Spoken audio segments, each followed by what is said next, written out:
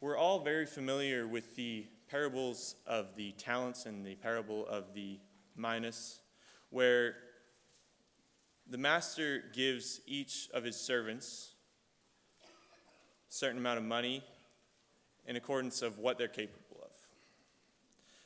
Now, as Christians, we're all capable of different things, and we're all capable of being able to help out and do other things in our walk with Christ. So starting in verse 3, Romans chapter 12.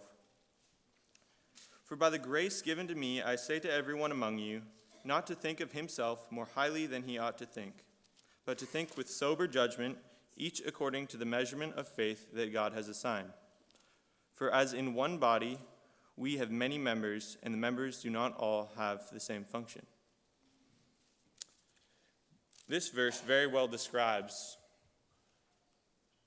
a lot of churches around all of the United States and all around the world. We as Christians have many capabilities. It goes on and lists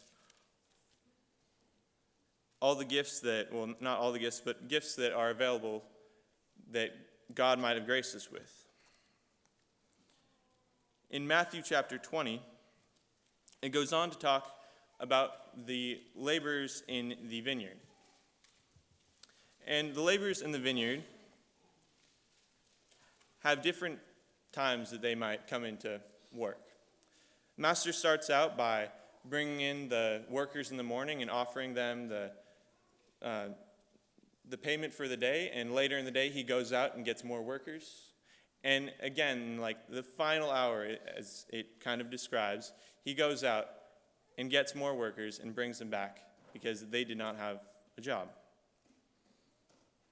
Now in Luke 23, it talks about Jesus on the cross. Verse 39 of Luke 23, starting there.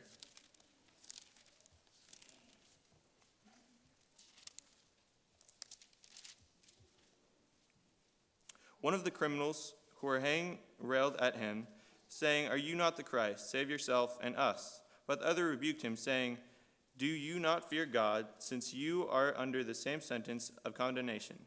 And we indeed justly, for what we are receiving, the due reward of our deeds, and this man has done nothing wrong." And he said, "Jesus, remember me when you come into your kingdom." And he said to him, "Truly I say to you, today you will be with me in paradise." Now, wherever we are in our walk with Christ, whether we're just learning about the Bible or whether we've been a Christian our whole life, we have many capabilities of helping other people. I invite you to come forward if you might not have confessed your faith for Christ. So at this time, as we stand for our invitation, please come forward if you